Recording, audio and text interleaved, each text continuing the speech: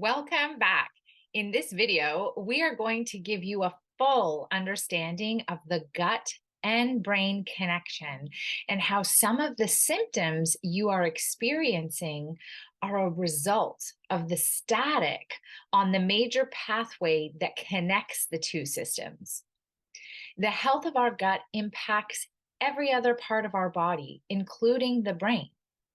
And when the gut is working correctly, it digests food and absorbs nutrients, so we have the energy and vitality to live. How is your energy and vitality today? On a scale of 1 through 10, where would you rate it? 1 being very poor and 10 being off the charts. I want you to take a minute and write that number down for yourself. The gut also eliminates toxins and fights pathogens. A pathogen is a harmful virus or a bacteria, and it houses trillions of microorganisms that support these processes and does so much more, like managing inflammation in the body and producing neurotransmitters. Those are messages that communicate with the brain and control all of your neurological responses. Consider the amount of work this one system does. And as mentioned in the previous video, we eat pounds of food daily, and we rely on this one system, our gut, to absorb all the good and remove all the bad. Also, there has been a massive failure to recognize the powerful control center of the gut due to its bidirectional line of communication it has with the brain, which is now known as the gut brain axis. And failure to recognize this connection over the years has put us way behind in understanding the relationship between the emotional and cognitive centers of the brain with intestinal or gut function. So, I want to tell you a little bit about my experience when I came to learn about this gut brain axis and the connection. For many, many years, I didn't pay a lot of attention to my own well being, if you will. I grew up, went to university, and got a corporate career right after school, which was what I was supposed to do. And I was always on the look for more. I was always looking to achieve more. I put a ton of time and effort into my corporate career, and I did not pay attention to my overall health and wellness at all. I was not someone who visited the gym regularly. I very much took advantage of corporate lunches, corporate dinners, corporate functions, eating, lots of wonderful food, drinking lots of wonderful wine, getting not a very good quality of sleep many days of the week, and really letting loose on the weekends. I had no knowledge of the importance of looking at things like what I was consuming, how much exercise I was having, what my quality of sleep was like at all. And in my late 20s, I found myself really tired. I was having adult onset acne. I was very inflamed. I seemed to be gaining weight year over year, and I really had no idea why. And what I've now come to realize, 20 some odd years later, is that all of those lifestyle choices I was making were having an impact on how I was feeling, both in my digestion, in my bloating, in my inflammation, as well as my ability to, feel cognitively sharp or have a lot of energy or even sleep really well. And at young ages in our, late 20s and early 30s, we don't need to be having those kinds of symptoms. So when I came across the research and the knowledge around this bidirectional relationship between the gut and the brain, and that everything that we consume has an impact on how we feel mentally, physically, and emotionally, I couldn't deny that I needed to make some changes. And that's why I wanted to bring this topic of knowledge to you so early in my journey here on longevity and lifestyle, because I feel like when you get to know your body and you start paying attention to the symptoms that you're having, the mental health symptoms, the digestive symptoms, the bloating, to the, challenges in elimination many people experience, to not sleeping well, interrupted sleep. Many people just feel like that's just the way they are, but I'm here to tell you that is not the case at all. So, hopefully, that personal example of my life gives you a little bit more of an understanding on the importance that these two systems have in relationship to one another. There has been a lot of focus on gut health on its own and mental health on its own. But until recently, the medical collective has not done a very good job at bringing the two systems together, which biologically are fully linked by this massive nerve called the vagus nerve. The vagus nerve, often referred to as the wandering nerve, plays a pivotal role in the intricate connection between our gut and our brain. This critical nerve serves as a communication highway between these two vital systems, facilitating the bidirectional exchange of information. So, information that forms in your gut goes up the vagus nerve to your brain, and vice versa, from your brain down the vagus nerve to your gut. Those two systems are talking to each other all the time. Dr. Mark Hyman, a renowned expert in functional medicine and definitely one of my virtual mentors, has extensively discussed the profound impact of the vagus nerve on our overall health. He highlights how this nerve not only regulates digestion and gut mobility, but it also influences our mood, our cognition, and even our immune system. It's the vagus nerve that helps us understand that gut feeling we sometimes experience and refer to. And this is illustrating the profound influence of the gut brain axis on our overall well being. So, I'm going to share with you another personal example that I experience when I eat certain foods that have an impact on my gut and in turn have an impact on my mood. So, when I eat gluten, dairy, and sugar, which are highly inflammatory food groups, and I consume too much caffeine and alcohol, yes, I love it all. I get tired, I get grumpy, I lack patience, I get down sometimes, I feel less motivated and less focused. So, why is this happening to me? And why is it also happening at epidemic rates today? I'm not the only one that experiences this. And my guess is if you're watching this video, you're probably experiencing some of the same symptoms that I am. Why are we seeing so many gut related health issues with people today?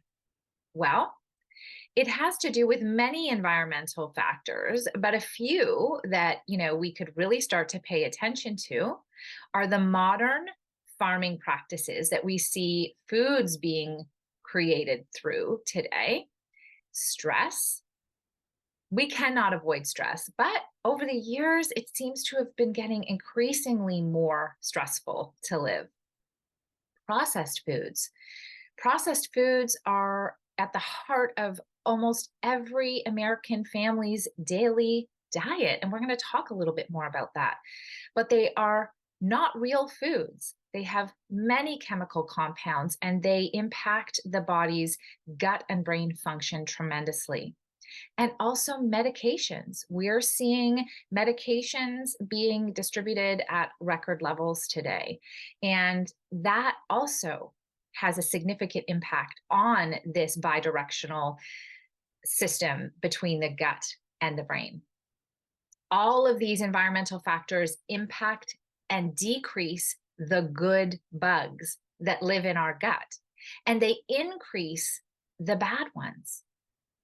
This creates an imbalance in the functioning of the microbiome, which in turn affects the enteric and central nervous system, which has had a negative effect on the brain and how it functions.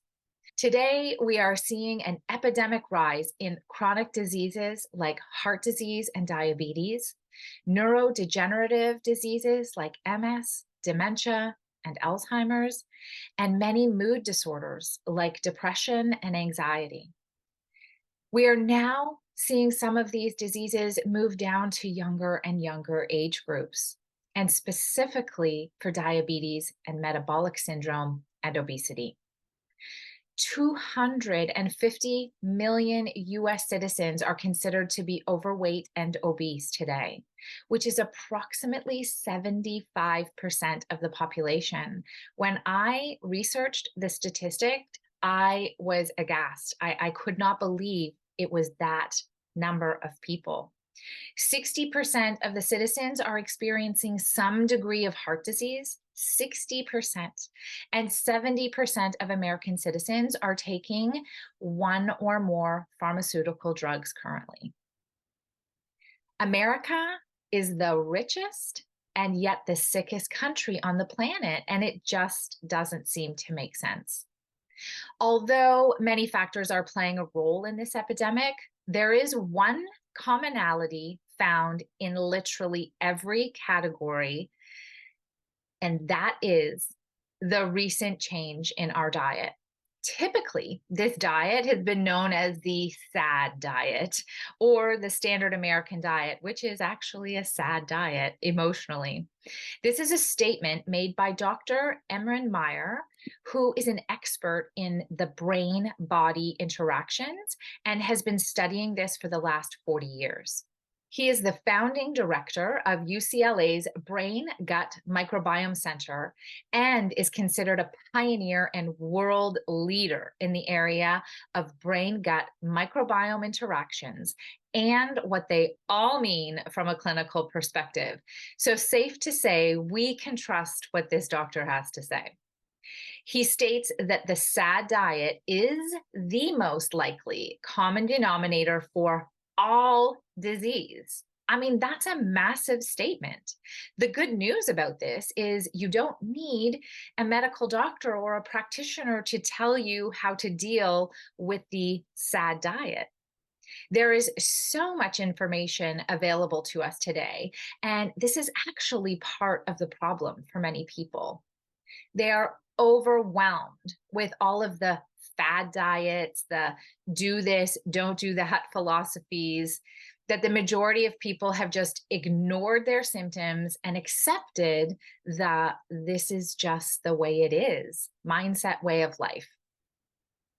So much of why I created this company and these courses specifically was so that this no longer has to be your truth.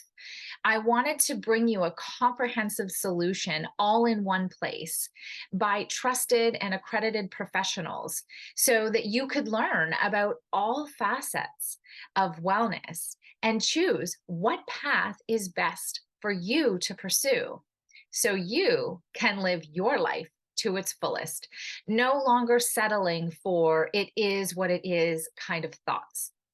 So I'm here to help, as are all of the other experts on this platform. I will make some recommendations of other courses to take a look at as you move forward in your healing journey. And at this stage, we are going to take a bit of a deep dive into your daily food choices and start making some changes so that you can start feeling better right away. Sound good? Okay, so let's get started with an interpretive look at your daily eating habits. I want you to take the next 3 days, write down everything you eat and drink in the journal notes attached to this lesson. But don't curb your eating habits for this now that you've just listened to what I've had to say. Eat as if you hadn't even listened to this video just a few minutes ago. And if it makes it easier, think back to yesterday and what you ate and what you drank before you were introduced to this gut health lesson and its impact on your overall health. And then write down what you ate yesterday, write down what you've eaten so far today and into tomorrow. And this is going to give us some really good insight into the foods you are choosing out of habit, out of lack of knowledge, and it will support us with a really good guide to help you move forward, making some excellent choices, which will help you in your journey to improved health and wellness. So, after you've watched this video in its entirety, please download the document in the next mission and complete the information for everything you eat and drink for the next 3 days. I would also like you to include the amount of sleep you get every night. There is a spot on the document for you to enter the total hours of sleep. So, the time in which you went to bed and the time in which you wake up approximately. And also, if you can, write down the number of times you wake up during the night. Keeping track of this diary for the next 3 days will give us a ton of insight on what you are currently doing as a lifestyle. And then we can make suggestions for you to try on going forward for the next 10 or up to 30 days so that you can really start to see the difference in how you feel. Remember, do not cheat here and don't start your diet today. Just go on about your life as though nothing has changed and take good notes throughout the day with all of the details that you can capture. Great work, and I will see you back in the next mission in 3 days.